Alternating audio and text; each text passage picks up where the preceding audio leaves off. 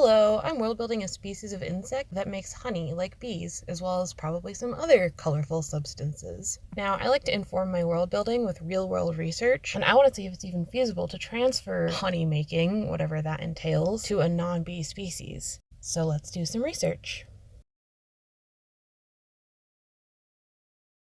Okay, I think I've got the gist of it.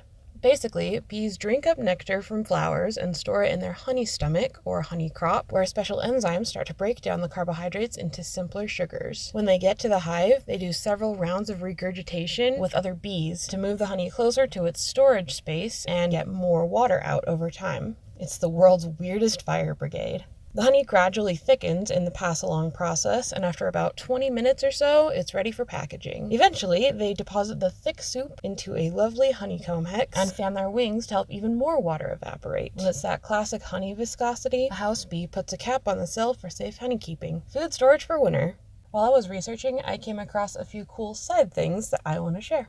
First, I wondered why honey is yellow. From my very cursory research, it looks like the answer is pollen and chemistry. Honey gets its yellowy goodness from its pollen and nectar source, which is the plant.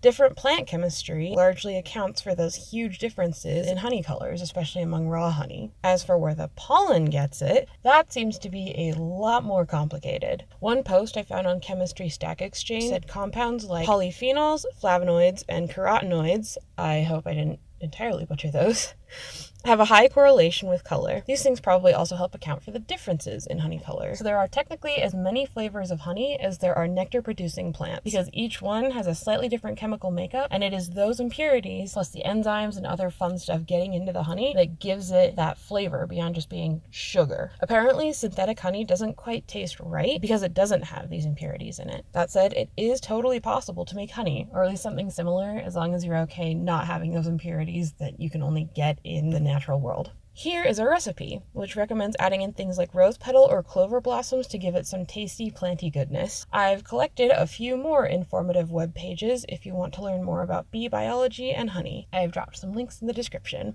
So after all that, let's revisit the original question that we came here for. Could a non-bee hypothetically make honey? The answer is yeah, I think so. Since this is a designed species and not a naturally evolved one, I have some room to play. We can program them, we can kind of steal some genes from the bees and stick them in these other insects so that they have those enzymes that can start the honey making process. They also seem to need that pass-along process in order to start thickening the honey, so the species should probably be social. There probably are other ways to make the water evaporate if I get creative, but I wanted to make my beetles social anyway, so it works out.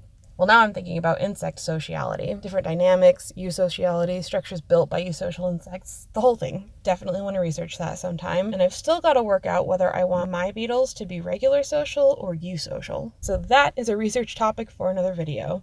We'll put a pin in it. Thanks for watching!